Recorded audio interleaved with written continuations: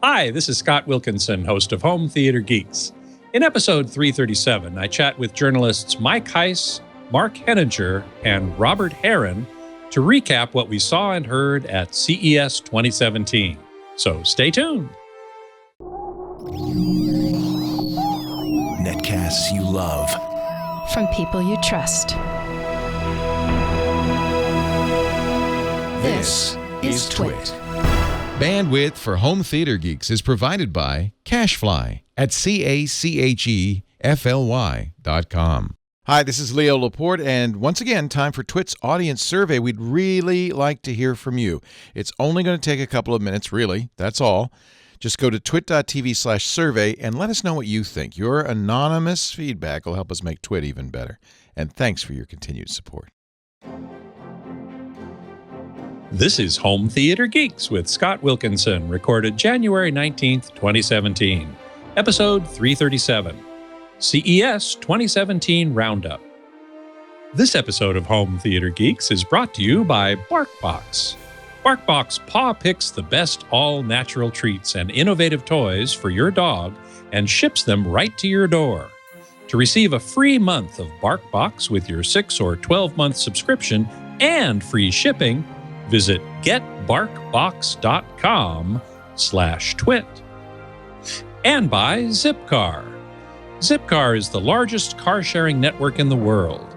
To earn $25 in driving credit, visit joinzipcar.com/twit. Hey there, Scott Wilkinson here, the Home Theater Geek and editor of avsforum.com. This week, I have 3 special guest geeks on the show to talk about the CES convention, which we just came back from. First up is Mike Heiss, contributor to Residential Systems, Twice, and several other publications. Mike, welcome back. Good evening, good afternoon, Scott and everyone. Nice to see you. Next is Mark Henninger, who's the associate editor of AVS Forum and my cohort in crime there. Mark, welcome back to you. Hey, everybody. Glad to be on the show. Always happy to have you here. And finally, Robert Heron, a technologist and runner of his own website, heronfidelity.com. Robert, always a pleasure to see you. Hey, thank you, Scott. So those of you who are tuned into the live stream at live.twit.tv can go to the chat room right from there, or go to irc.twit.tv, and you can post questions as we go, and I'll pass along as many as I can. It helps if you put my screen name, which is my name, Scott Wilkinson, no dots or dashes or anything like that, in the message, and then it'll show up in a different color on my screen. I also want to let all Twit fans know that we want to hear from you in our new audience survey. It should take only a couple minutes to finish, and it will give us a general idea of who our audience is so that we can provide better programming. And it also helps us to select advertisers that you'd be interested in hearing about.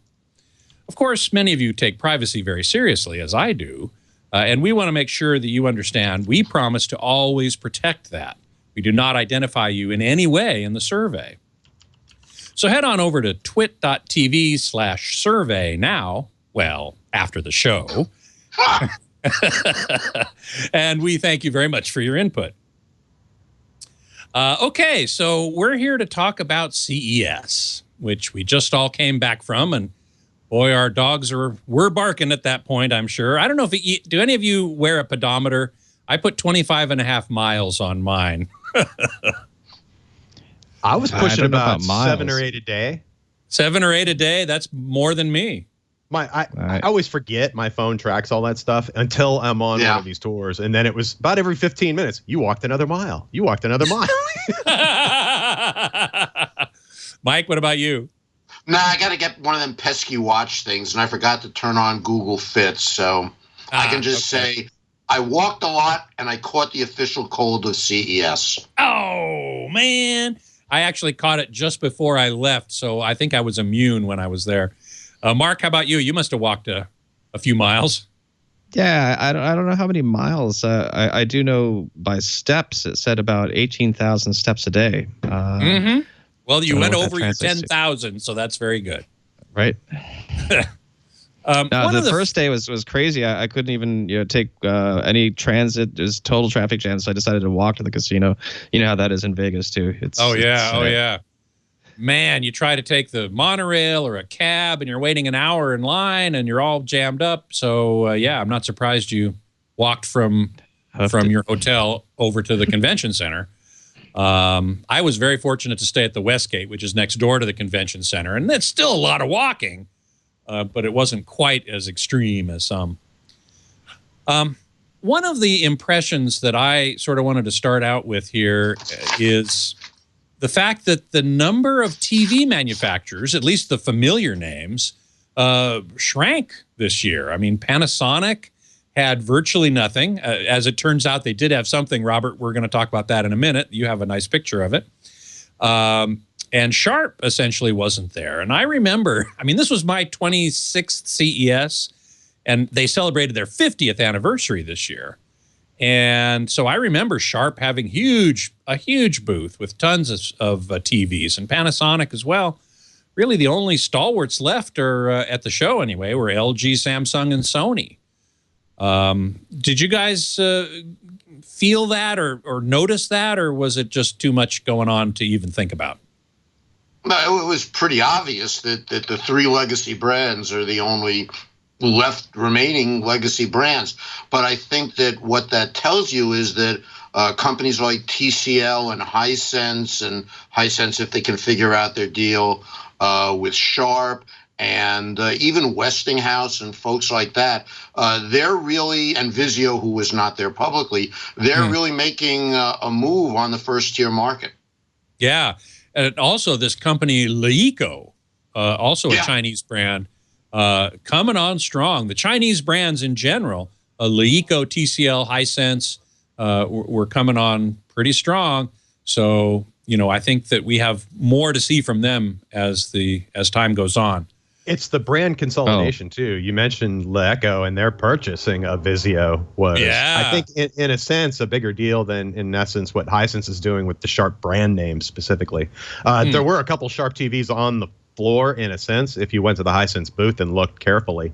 But, yeah, no direct show floor presence for there's something else too, which is familiar brands. That Vizio doesn't participate in CES or the CES timeframe, but they obviously are a huge player in the country. So their absence is noticed, but it's not because they withdrew from the market, unlike the other brands.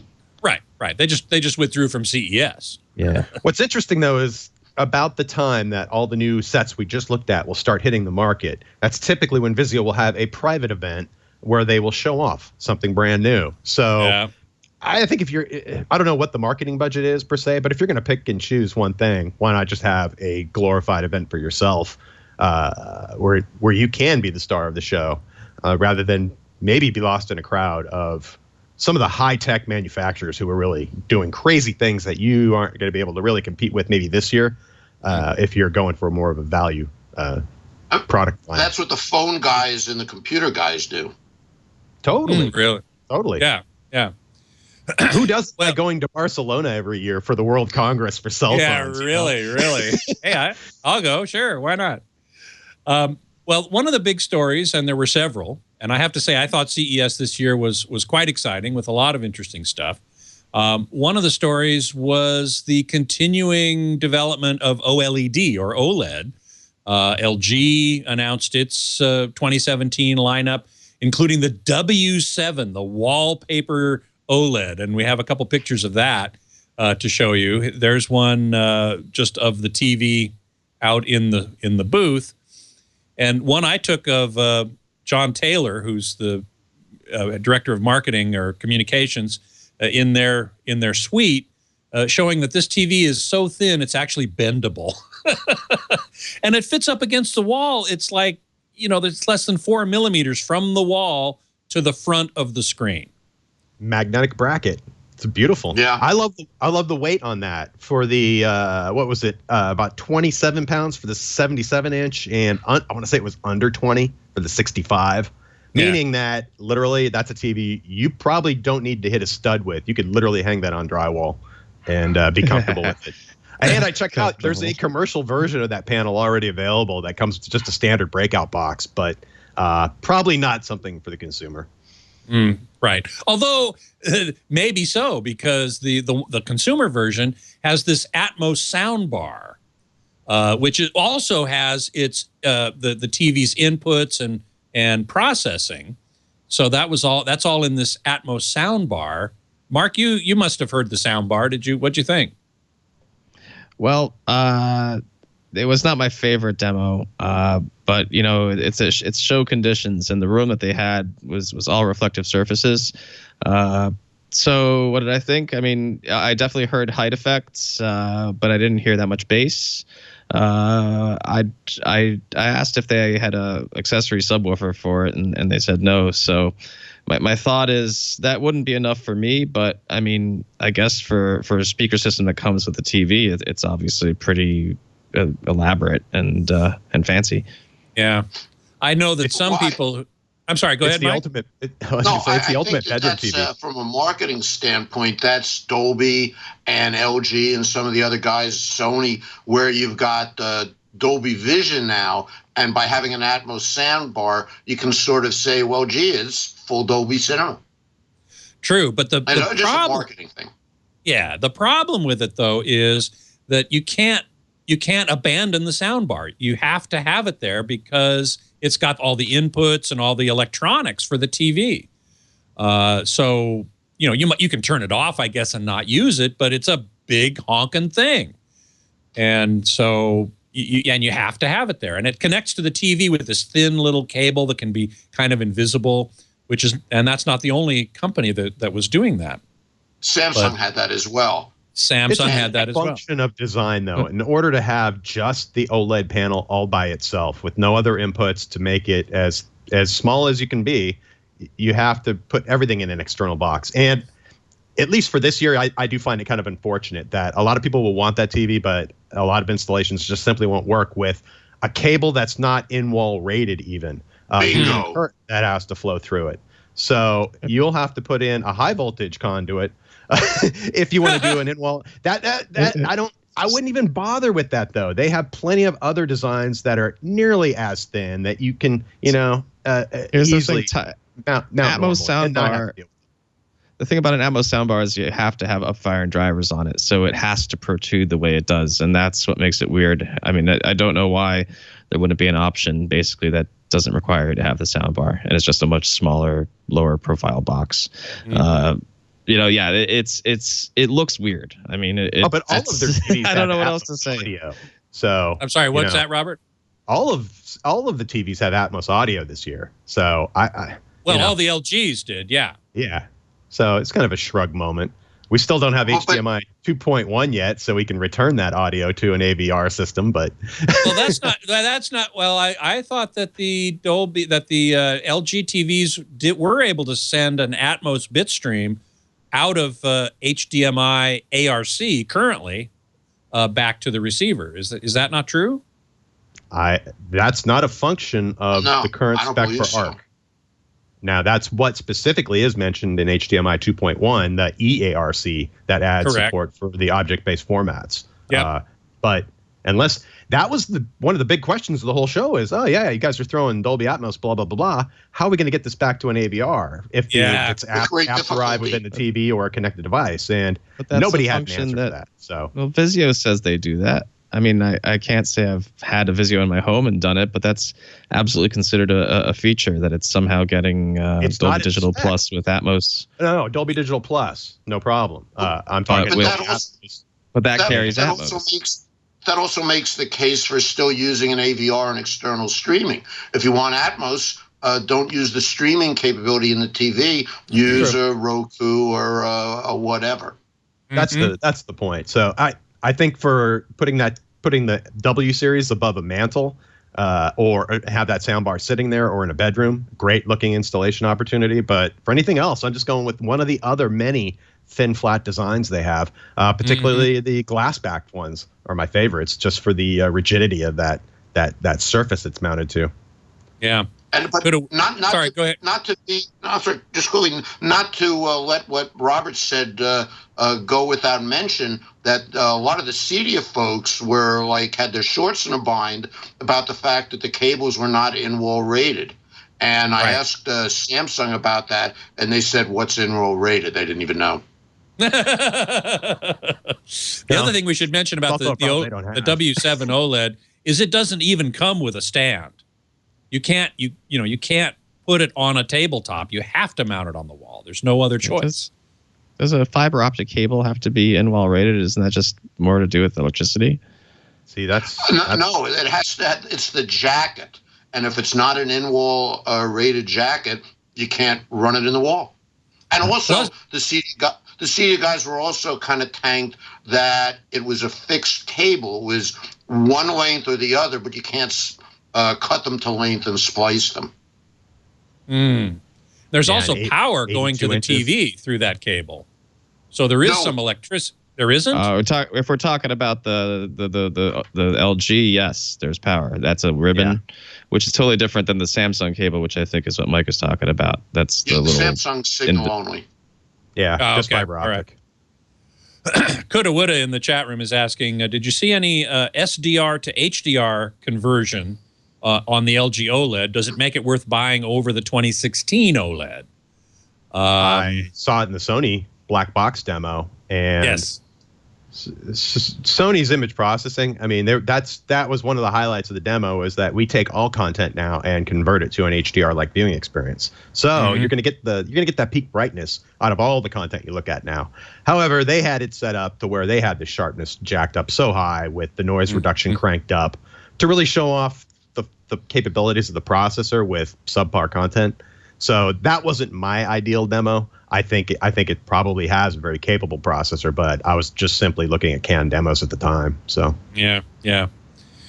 Speaking of Sony, I wanted to bring up the Sony has now joined the OLED club. They're now the second company to introduce an OLED TV into the U.S. market, and it's based on an LG panel, as all OLEDs are at this point. And we have a photo of it. There it is.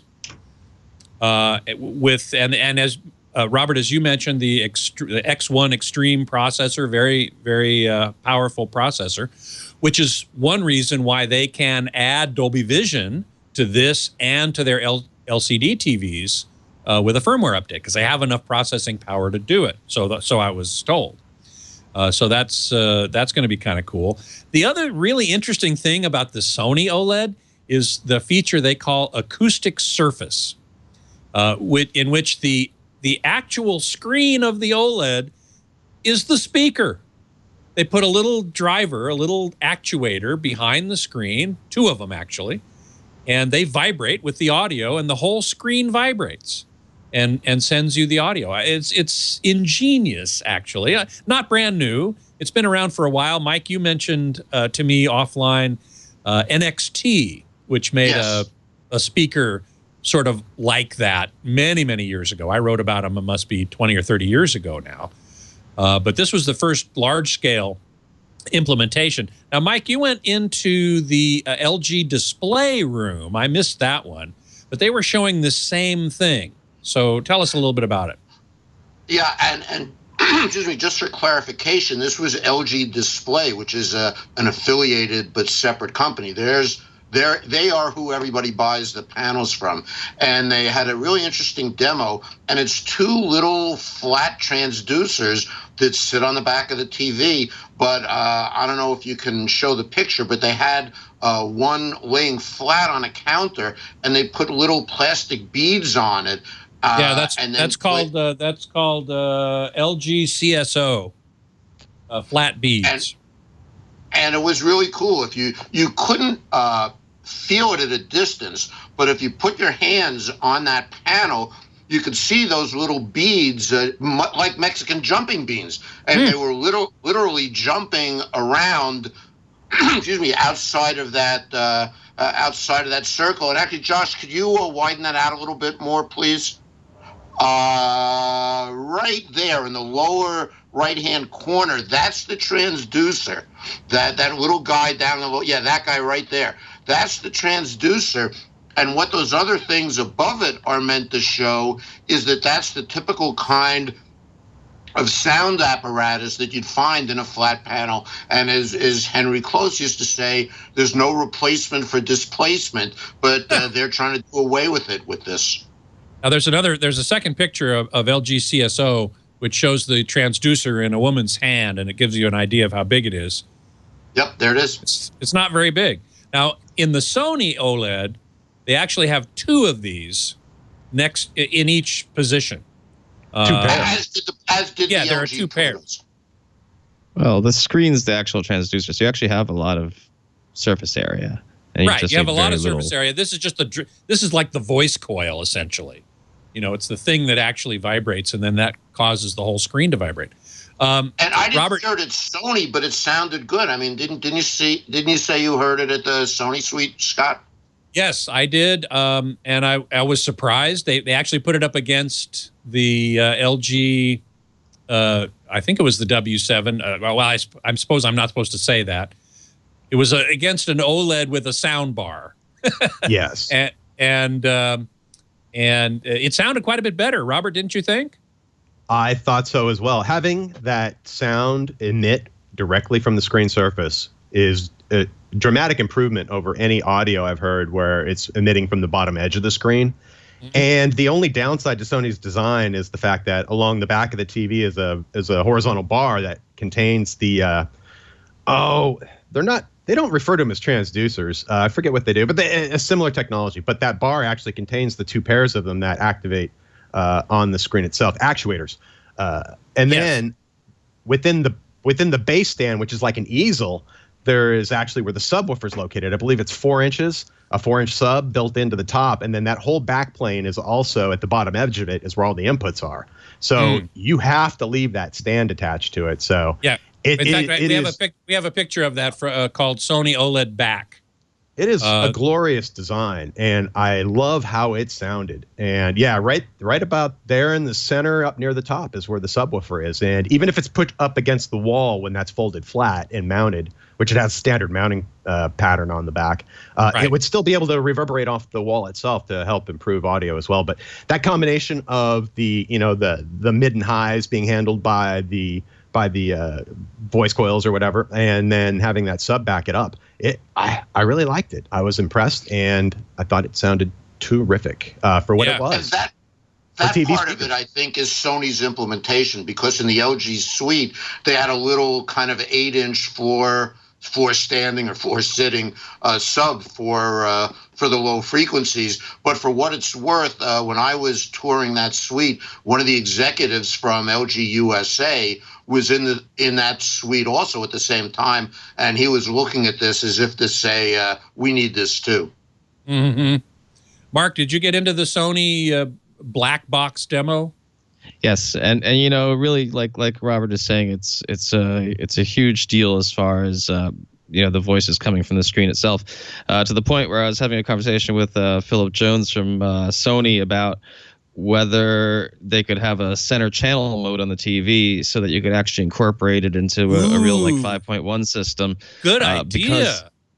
Because you got a 77-inch, OLED home theater. It could be incredible, and that's always been the flaw, of course, of flat screens is the dialogue and having to have that sound bar underneath. Yeah, I think it's or the center channel above or whatever. Yeah. Yep. Big deal. Yeah. Exactly. Well, hey, listen, there's a bunch more to talk about, but before we do, I'd like to take a moment to thank one of our sponsors for this episode, which is BarkBox. Now, BarkBox delivers 4 to 6 natural treats and fun toys for your dog, curated around a surprise theme each month.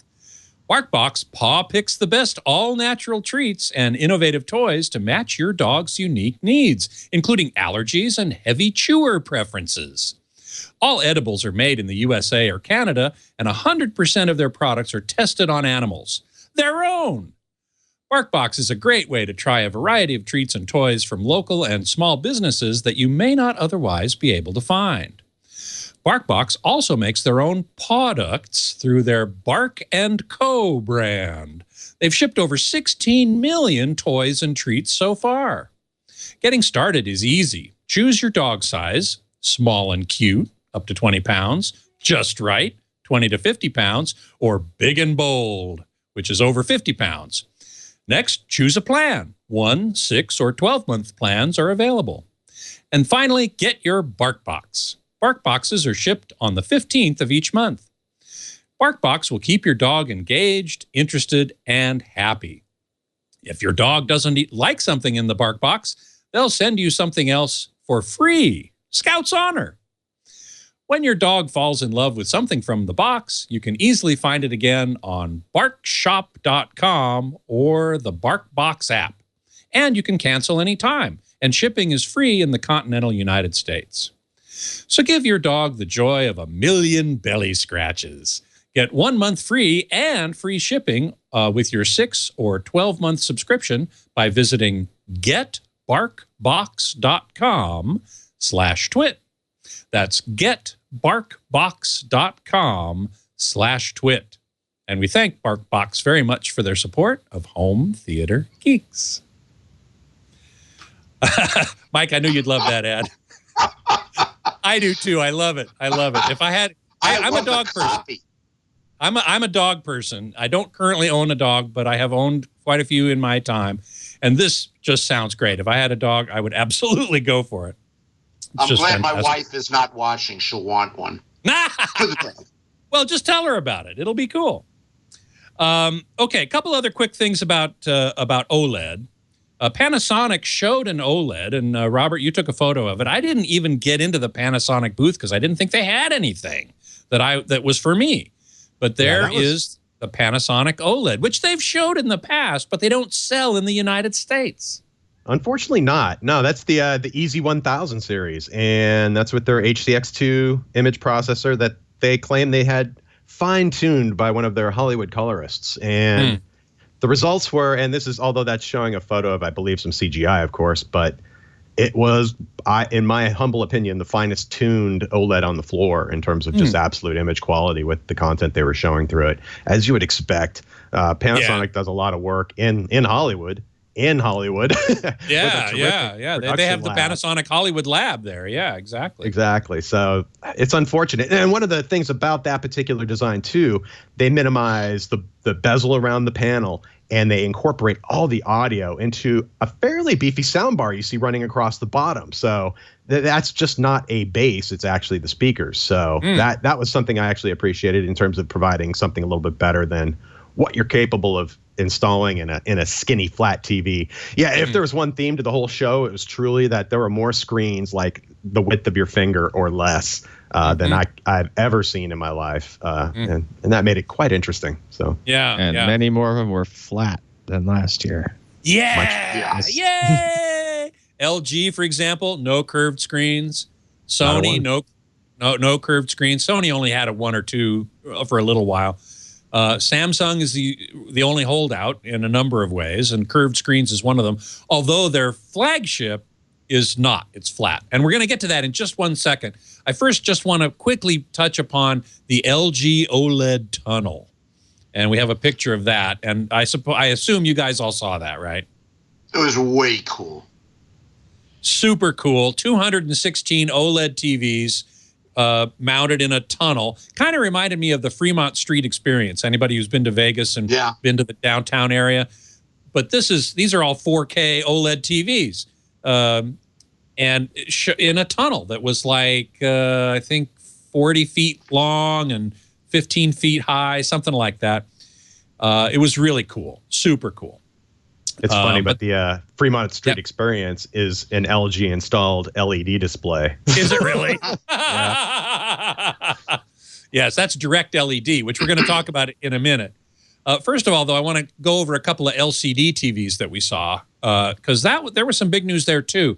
Mark, why don't you tell us about Samsung QLED? So, and this has been the topic of much discussion, what has Samsung done with its TVs? Because they've gone to an edgelit design, a side edgelit design, that's not traditionally been thought of as like the top of the heap way to, get a high quality display. But it is definitely like the method of building televisions that made Samsung, market dominant. And that includes using vertically aligned panels. But I guess what they've done this year is they have a new pixel structure that attempts to resolve, the viewing angle issues usually associated with vertically aligned panels, and it has really more contrast, I think, than we've seen from this type of TV before. So, from a practical perspective, it looks like they'll be able to build large, affordable, high-performance, TVs. And as noted, the flagship Q9 there is flat. And as quantum dot displays, they get really bright. I guess the flagship up to maybe 2,000 nits, and that they also have full gamut coverage for DCI-P3, and as per the discussion of color volume, that it does have that up until like its peak brightness, up into peak brightness levels. So it's a big TV that can get super bright, yet it's an edge lit LCD that's flat, which I would think and thin. And thin. It seems like the kind of TV that could be produced in large quantities pretty quickly. So Samsung has said, that they're going to be pretty aggressive about rolling those out, like maybe even near the end of February, which would be a lot earlier than we've seen prior year, new models come to market. Right. One thing I found interesting was that they sort of dubbed this new line QLED. Now, QLED to me has meant, up till now, direct emissive quantum dots. So quantum dots that are actually emitting the red, green, and blue that you see. But it doesn't in this case. It's simply a quantum dot TV with the quantum dots in the backlight to end up with white light that then passes through color filters. So it's not significantly different. They have a new formulation for the quantum dots and so on that they made kind of a big deal of. But I just wanted to point that out, that QLED now can mean more things than it used to. Although when they first showed that, and my first reaction is when I saw the big Q, I was thinking of QD Vision, which they've bought, and the Samsung people said that none of these sets use any of the technology that they acquired from QD Vision in any of these models. And also, to pick up on what Mark said, I think Samsung was the only one that really spoke about color volume more than color space. And color and gamut, yes. And I think we're going to see a lot more representation, particularly in the high end of the market, on discussions about color volume, not just BT this or that. We're going to. Oh, I'm sorry, I don't mean to interrupt. I was just going to say, let's pull up a graphic. I have a graphic called color volume. Mark, what were you going to say? Oh, so because I also had a discussion with Sony about that, and they want to talk about color volume, but they also want to talk about contrast, because Sony's in both the LCD, LED lit LCD and the OLED business, and we're basically recognizing what we kind of already know, which is that OLEDs are great in dark environments, but if you put it up against an LCD for a color volume measurement, they're not as strong when it comes to peak highlights and saturation. So exactly. that there are discussions to be had about how it enhances this or that kind of content and what you get out of each measure, because certainly we're seeing great displays in 2017, like finally making real forward progress from the post-plasma era, you might even argue. Very good. Well said. I'd say for the Q9 in particular, it is as close to spec as what the Hollywood artists are using in terms of authoring and mastering movies. So it's a 2,000 nit, 100% DCI P3 color volume monitor. Color volume, yes. And since HDR's brightness output is so directly tied to the detail you physically see on the screen, unless you can push that kind of nit level, you are creating some sacrifice in the brightest end of the picture if you can't. So that's just something to keep in mind as well. I thought that since the new formulas from Nanosys that Samsung also purchased, as far as the quantum dot formulas go, what was interesting was Nanosys had a private meeting room where they were discussing what their current tech is and what they're looking out over the next 3 years. Yes. And that really sort of laid out what you could see happening with Samsung products for the next 3 years as well. The current technology is simply using higher performance, this new metal core quantum dot material that provides improved color. The next step will be to actually integrate that performance into the color filter itself, and then finally get rid of the color filter altogether in about 3 years and replace it with direct emissive. So right. I want to correct you on one point. I'm almost certain Samsung has not purchased Nanosys like they did own it QD outright. Vision. Do they really? Are you sure? They bought it 2 years ago, year and a half. That's where all of these quantum dots in their TVs come from. Well, I know they come from Nanosys, but Nanosys told me, the guy that I spoke with there told me that Samsung licenses their technology. Not anymore. They don't have to. Well, okay. Now you're I'm confused. As I know, as far as I know, every quantum dot manufacturer is owned by Samsung now. Okay, Take Mark, you did a little research I'm sure there may be other formulations and companies working on it, but all the big companies, are any of them not owned by Samsung now? All right, so Samsung, I believe, got their quantum dots that they're using in the Q series from another company that's neither of these companies, or I know that. It says here, at least based on my quick search, that they invested in Nanosys, but outright, looked to buy QD Vision. I mean, I don't know what it all means. You know what? I can think of that again, because I thought 100% of the Nanosys of the new metal core products were going straight to Samsung, and whether that's going into the Q9 or not, I thought they were. Well, because you know what? Now we don't know the final answer to this. We're going to have to do a little research and do a little follow up at some point. But I'll find who knows who owns who and so on and so forth. Nanosys, as far as I know, does provide the quantum dot material for a bunch of different companies, not only Samsung. True. So that might they'll sell to anyone. They'll sell to anyone, exactly. But that was a very important point, Robert, that you made, and I saw that as well, where Nanosys is, instead of just having red and green quantum dots randomly distributed throughout a film that's being bombarded by blue LED light, they actually form them into tiny little subpixels. There's actually a photograph of that. There it is, where you can see that this is called patterned photolithography.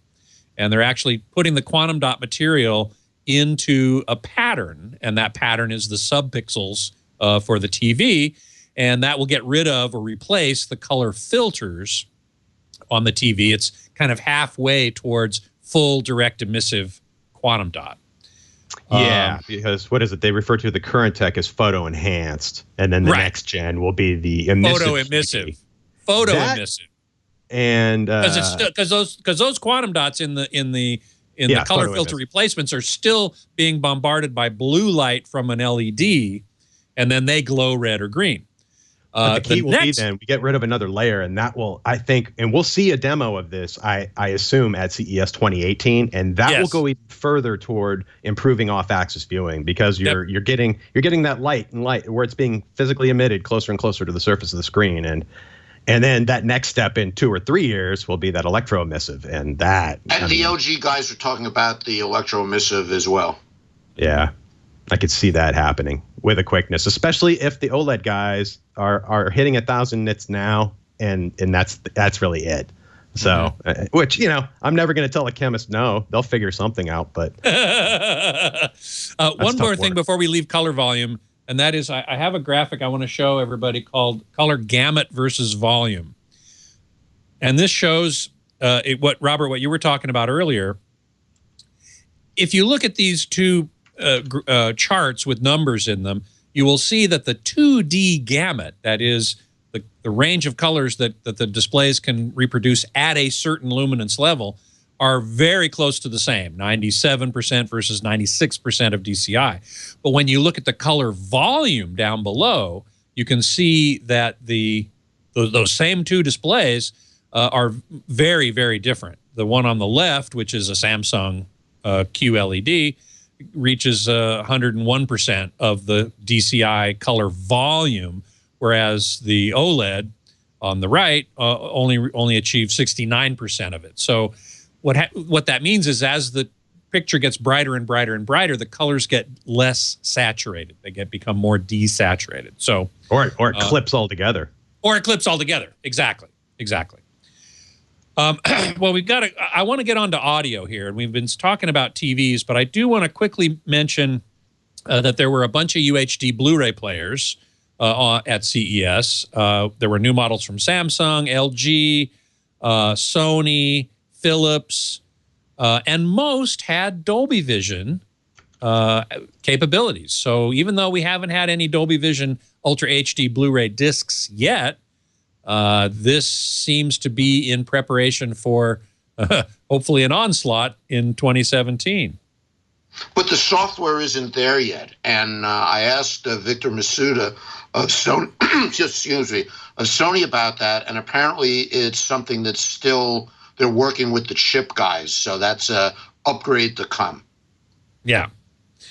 Robert, you mentioned HDMI 2.1, and I just want to touch on that really briefly. That we're going to see, that increases the bit depth, or bit rate, I should say, of HDMI by almost a factor of 3, up to 48 gigabits per second, which will allow all sorts of things like dynamic metadata, Dolby Atmos, a bunch of stuff coming back along audio return channel. We have kind of a little graphic that they provided at some point to me, just to sort of show the evolution of HDMI. If we can't find it right away, then we'll find it later, I'm sure. A couple of interesting things I saw. One, the interconnect's going to remain the same, and all current HDMI cables will work with this new spec. The only time you may need a new cable is if you're coming anywhere close to that 48 gigabit limit. And in that case, I'm willing to bet it's just a high-spec cable at that point. I doubt there's anything magical going on in there. As far as upgradability, it says right in the fact that it's really dependent upon the chips that you currently have installed. I would guarantee no 2015 is going to be upgradable. Maybe a 2016, but forget about it. Hey, guess what? HDMI is almost caught up to DisplayPort. HDMI is almost caught up to DisplayPort. Yes, Mike? I'm sorry. I talked to a bunch of the chip guys off the record for some client work I'm doing, and they said the chips for 2.1 aren't going to be available for at least a couple of months. So I don't think we'll see any real products until the end of the year. And it's definitely not upgradable. You can't wave a magic wand over the current Silicon Image or Panasonic chips and make them 2.1. Let's see. I've got a question in the chat room here. THX1138. Any hint of projectors with Dolby Vision? Not a one. We did see not a one. We saw some projectors. I saw HDR too, but I didn't see anything that I can recall with specific Dolby Vision support. The new JVC projector was abso-freaking fantastic. Third laser phosphor engine, about 35 grand. Was it DLA RS 4500? Yes, DLA RS 4500. Beautiful looking. I mean, that was probably, of all the projectors that you couldn't see on the show floor directly, you had to go into a meeting room to see that one, or up in the Venetian. That was my favorite. That was the eye candy treat for me at the show. And interestingly, Wolf Cinema introduced its version of that projector in a room at the Venetian too. I spent a little time in the Venetian, and I think I have a picture of that room to show people that it's the same laser phosphor illuminated light engine, true 4K, which with Wolf's super duper tuning and so on and so forth. Mark, you spent a lot of time over in the Venetian. Did you see either the JVC or the Wolf? I didn't see any projectors. No, Sorry. You were focused on audio. Yeah. One quick thing I wanted to mention was a 4K front projector, lamp-based, from Optima, the UHD 60, under $3,000, using the new TI DLP chip, $2,700 for a 4K projector. Really quite amazing. And one last thing on displays before we move on, and that's Sony CLEDIS. We must look at Sony CLEDIS. That, to me, that was one of the highlights of the show for me. Direct LED illuminated, I mean, just LEDs in tiny, tiny LEDs, red, green, and blue, that occupy a space of something like, an area of something like 3 square microns. And it's a tiled display, so you can put together modules like Legos to any size you want. And it was awesome. You guys all must have seen that. Yeah. I once had CLEDIS, but they gave me some antibiotics and it went away. But if you have CLEDIS for more than 4 hours, consult your physician immediately. They first showed that at Infocom back in June, and I asked Alex Shapiro, who's the head of Sony Broadcast, if that's something that they see coming to the consumer market, and he said if you have to ask, you can't afford it. So it certainly was really beautiful, but it's just not anything that's going to be consumer. Yeah. Oh, and Hollywood maybe. There's a few. Oh yeah, things. sure. Some big name star or something could put it in. But I mean, there are a lot of LED sign installations in Vegas, and within a lot of hotels and clubs, they use LED video or LED display systems. And those, like over at the SLS Hotel, they've got one above a bar that does a beautiful, patterns and colors and things. But you can see the LEDs, and you look at that CLEDIS system, and it was almost seamless. It was very display-like, to where you could put your nose up to it, and it still looked pretty damn good.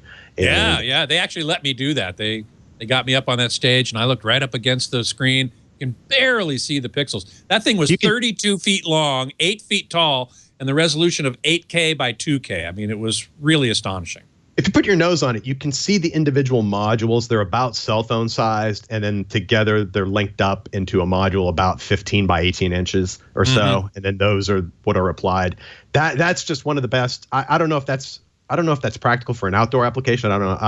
I don't think so. I wouldn't think so. Yeah, but I want like every room in my house with that stuff, and then have a fire pattern or have a cloud sky pattern or whatever, man. It's like suddenly I don't want wallpaper anymore or anything. I want that stuff. I want that. I want that. Yeah. Well, I want the money you need to buy it. Yeah, exactly. Okay, well, listen, we got to get to some audio here. But before we do, I want to thank our other sponsor for this episode, which is Zipcar. Now, Zipcar is the world's largest car-sharing network, operating in over 500 cities, towns, colleges, and more than 50 airports around the world. Zipcar provides a cost-effective alternative to car ownership.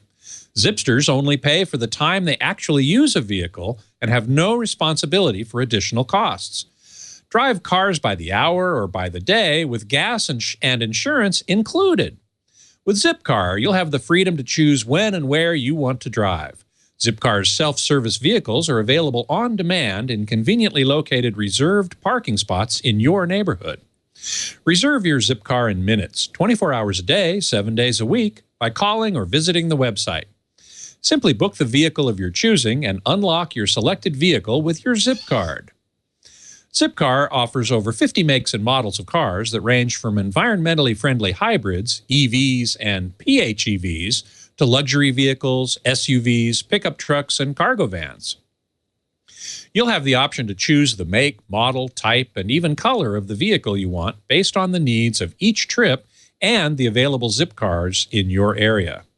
Reserving and accessing and using a Zipcar is as easy as getting cash from an ATM. And car sharing is good for the environment. Zipsters reduce their personal CO2 emissions by between 1,100 and 1,600 pounds per year. For wheels when you want them and $25 in driving credit, go to joinzipcar.com/twit. That's joinzipcar.com/twit. And we thank Zipcar very much for their support of Home Theater Geeks. So, audio. Let's talk about audio in our remaining time here. Most of it was over at the Venetian, and Mark, you spent a lot of time over there. Tell us a little bit some of your favorite things over at the Venetian. We got to start with Andrew Jones and his work for ELAC. He had a new speaker line Adante, I believe it's pronounced. Adante, yes. Okay, so he did really well with the debut series. You get $300 bookshelf. They measure great. They sound good. His Unify $500 bookshelf sounded fantastic. Put them next to some towers. Here you're talking $2,500 a pair, and that extra budget gets you a lot. In fact, he was talking about his work at TAD, which is a pioneer cost no object speaker project or company, and how he's like pursuing what he achieved with those speakers, which are more in the like 50,000 a pair realm, and felt like these could be coming pretty close. So it's like red alert because some your friend Tom Norton said that he shouldn't have listened to them first because it spoiled him for everything else he heard at the Venetian.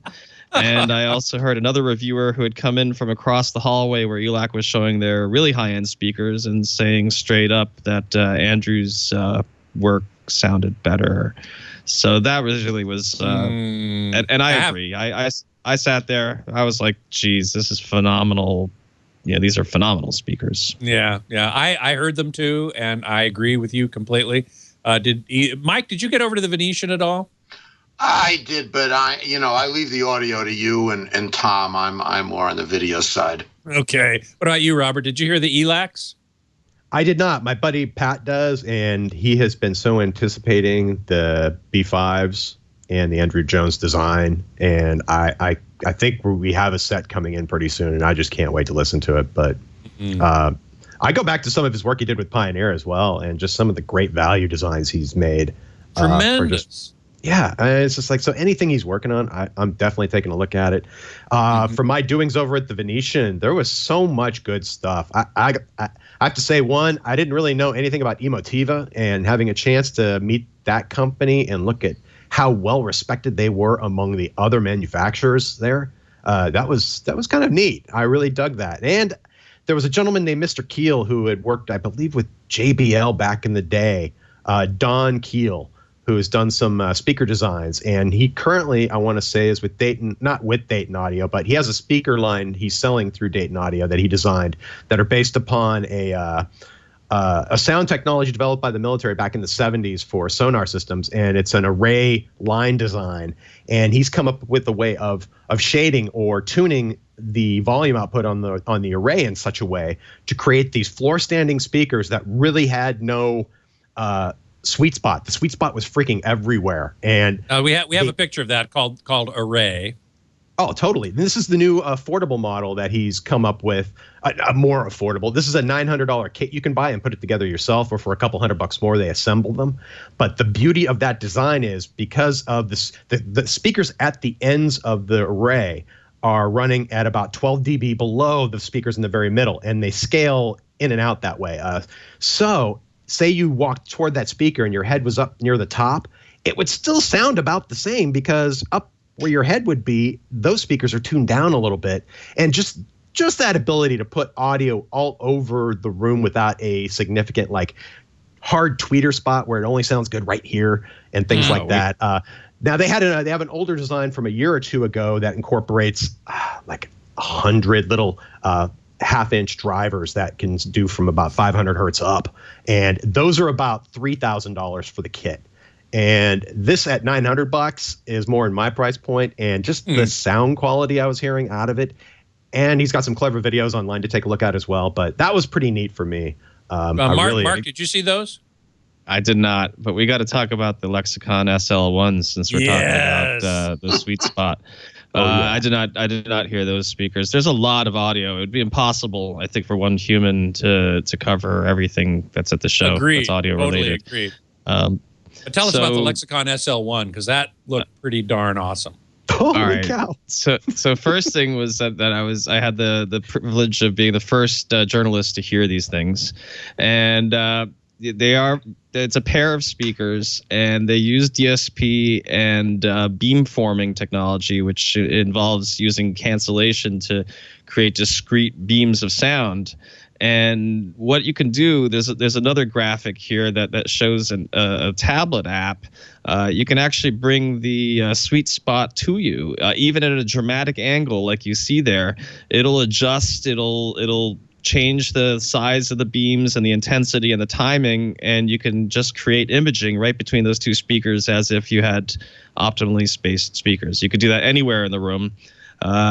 And they're, as you can see, they're large speakers, very capable. They were saying that they could also do multiple beams and get surround sound by bouncing off the walls. And that in theory, you could use tracking, so that they actually had the sweet spot always following you just as you move around the room. Mm-hmm. They're just about as cool as it gets, as far as I like what beamforming technology can do as far as creating holographic sound to begin with, and now taking it to like this 360 radiation. I don't know. Anyway, they're amazing. I was just like, this is a real advance in speaker tech. Now that was Did they have any availability on that? Not really. That is cool. No, nor pricing. Yeah, that was over at the Hard Rock, so that was a little off-site. Sure. You were fortunate enough to get over there. I certainly didn't. Yeah. But I heard another beamforming technology that I thought was super cool from a new company called Comhear or Comhear, Comhear.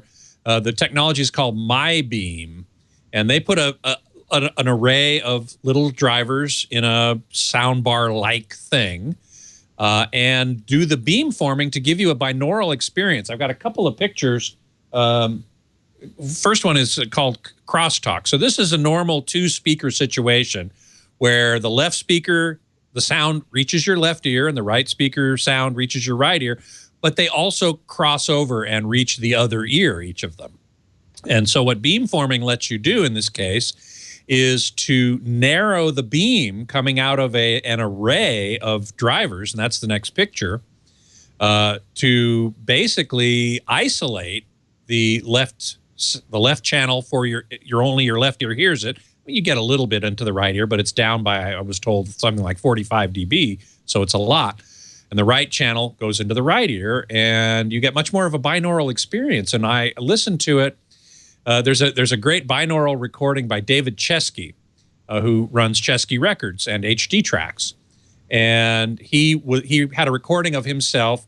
Binaural recording is when you put microphones in the ears of a head, like a dummy head, and so he's out in the cathedral, and he's talking, and he's walking towards your right ear, and then he finally ends up whispering into your right ear, and I'm sitting next to right in front of this little soundbar thing, and it sounded just like I was in that cathedral. It was really quite remarkable. So that was another example of beamforming. Was that MyBeam, did you say? Yes, MyBeam, called MyBeam. I did hear that, and it was really good. And I actually believe that Mark Waldrop is one of the people behind that. Yep. He's advising. Mark, did you hear that? I suggested you go hear it if you could. Yep, I sure did, and it was really I also got a good effect near field and far field. So did you? Okay. I would have liked the soundbar itself maybe to be a little bit more robust. Wouldn't you agree? Maybe I agree. Yep. But yeah, as a technological demo, did it create that sound field? Yeah. Sure. Yeah. Okay, Mark, give us another example of something that really knocked your socks off. I know you've got a couple of examples.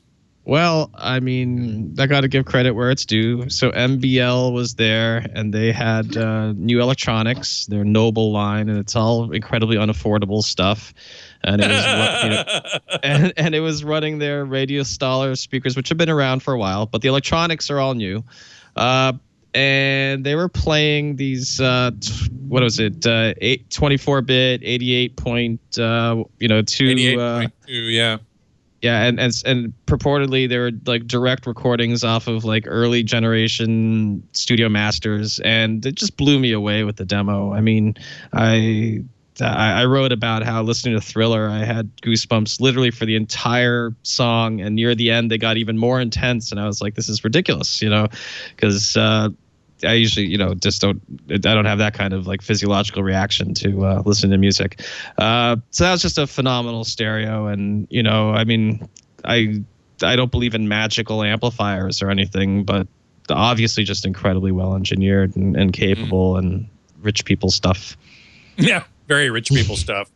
Yeah. Kay Lou in the chat room is saying, it sounds a lot like a lot of audio processing to enable beamforming. No audible artifacts. It's true. There's a lot of processing involved. That little soundbar we heard, that little demo, I think he said it was 600 MIPS, millions of instructions per second, total processing power in that little box. So yes, but I didn't hear any particular artifacts. But Muchacho asks another question. Do you have to keep your head facing forward? What happens if you turn your head? And the answer is I thought the effect did kind of break down a little bit. That was I mean, not like I had to put my head in a vice or anything, but moving 90 degrees, I did sort of feel like the effect broke down. That was my feeling about it anyway. Robert, I think you saw something. You sent me a photo called 500K, which I assume means a $500,000 sound system. Yeah, I had no idea what those speakers actually cost when I was listening to them. But it was like literally the first room I walked into when I got to the top floor of the Venetian. It's like, oh, okay, let's just walk in here and see what's going on. And there was somebody in there doing a very dedicated, I'll say, film shoot about these speakers, and they sounded pretty good. Subjectively, but they weren't the $500,000 good. Well, when I got back, we looked them up finally, and it was like $480,000 a pair, and I was like, okay, yeah. Maybe not. I was just like, at that point, you're either buying the design or something. But yeah, the magical pixies weren't doing it for me. So I definitely heard more affordable things, even in the high end. Yeah, I try to avoid rooms like that at this point because there's little to report. There was a little voodoo going on in there. Other related to, we're still talking audio though. I will say one thing that kind of caught my attention was TI had a small room in the Venetian as well with one of their audio engineers who was just showing off analog amplification board designs that were referenced. And you can actually check out a lot of this stuff over at, was it TI/highpower.com or highpoweramp.com. And this is kind of cool. He literally brought these boards in. He had a couple of speakers he had actually built himself, and he was showing off how with literally $4 to $8 chips, you can create these analog class amplifiers that, would be perfect for either, plugging in something already doing the decoding and providing that output. It could be anything from your portable music player to, and in this case, I think he was demoing it right off his phone or I think he had a higher end music player for that. But clean, low distortion, good efficiency, different packages depending on, are you going for something more compact or can you stick a heat sink on it or not?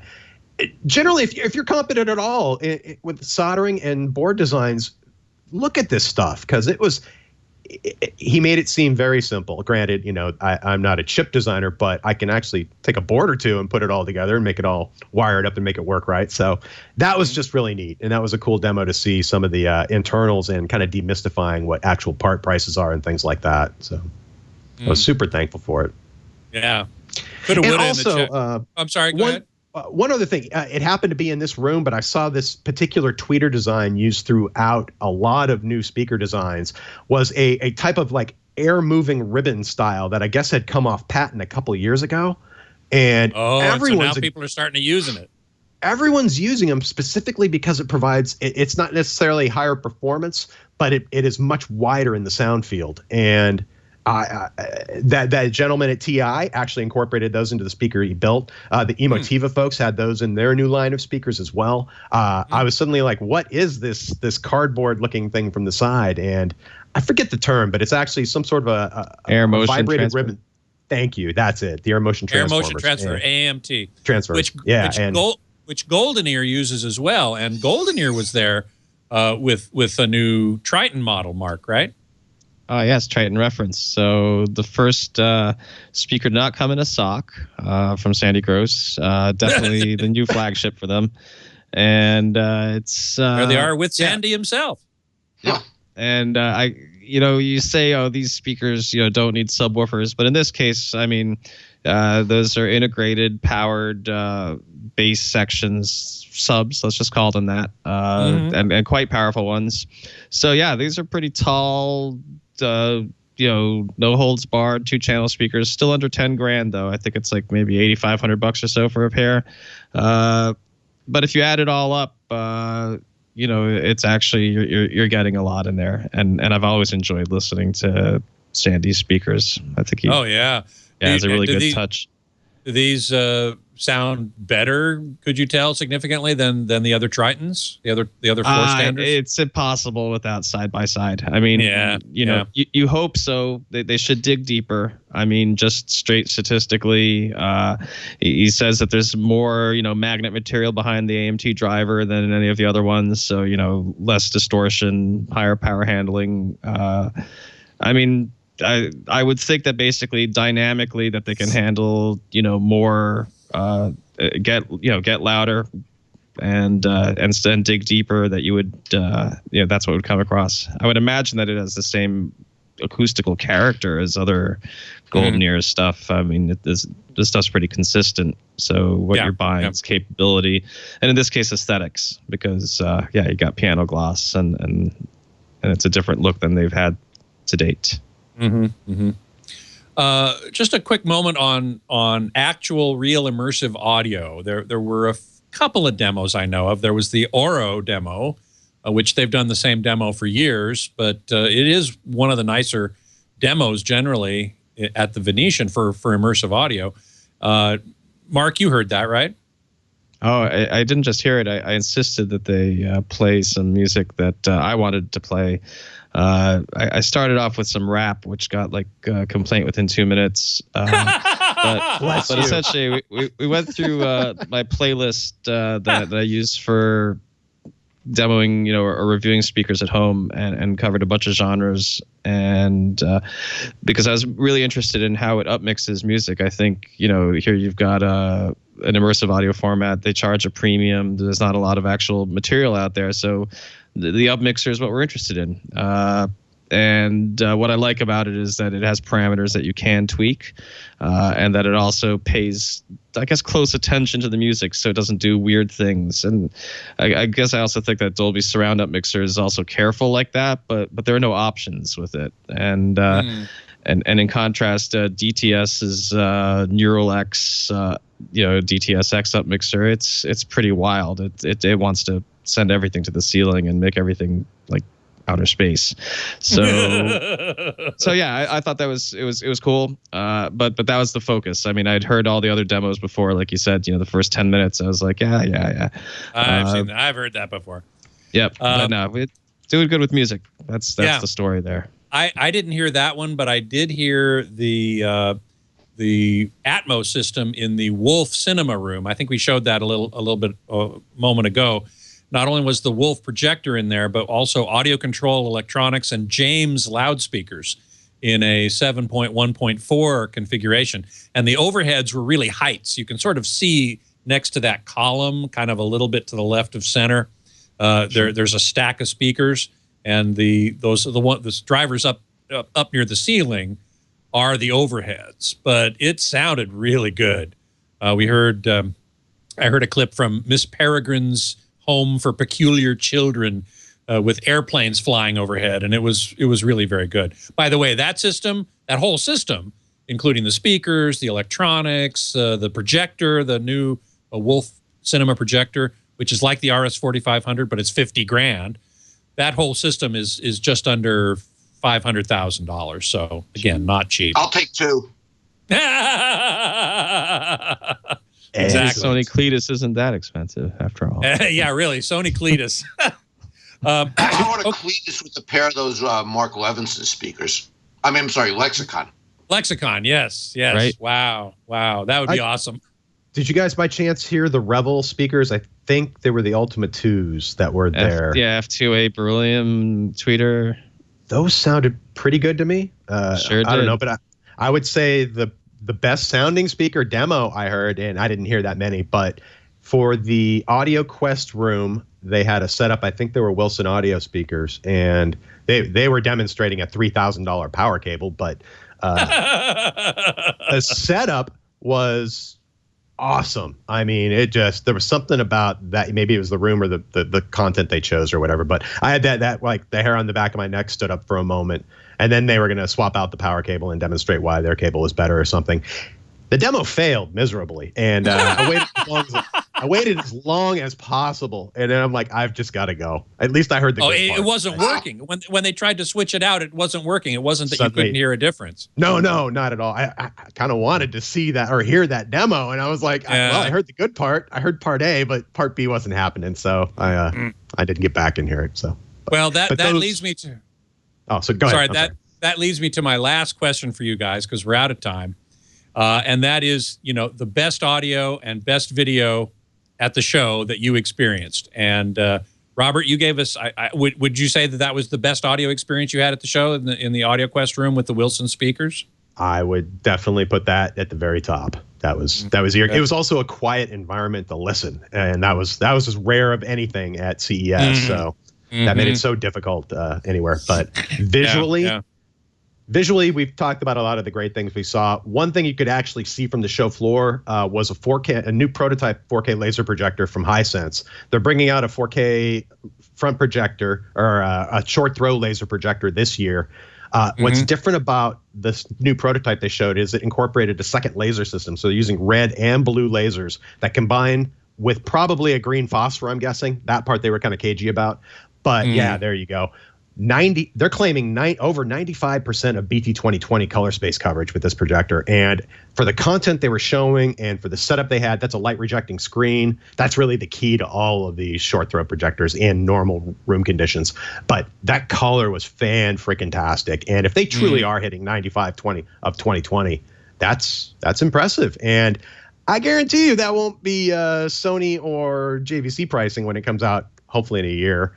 Yeah, right. So in fact, somebody asked me, a Creamy Corncob asked in the chat room about short throw projectors, and that was only one of several. There were a lot. There were a lot. Mike, you saw a few, I'm sure. Yeah, there were a lot, and some of the more interesting applications were in gaming, where you had three of them, and you had the driver's seat or flight cockpit in the middle. But Hisense had them.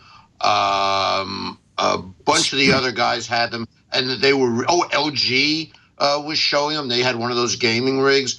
And I think and Sony had their new one, albeit at a reasonably high price. But there was a lot of interest in short throws. Exactly. Sony VPL VZ 1000 ES, $25,000. We have a picture of that. Also, Optima was in the Westgate. They weren't on the show floor, but they had a suite in the Westgate. And they had an ultra short throw 4K projector as well. There it is, for $20,000. The Hisense, the first, not the one, Robert, that you were talking about, but the one on the other side of the wall. They had kind of two different versions. Right. The one on the other side of the wall was going to sell for $13,000, including the screen and a 5.1 sound system.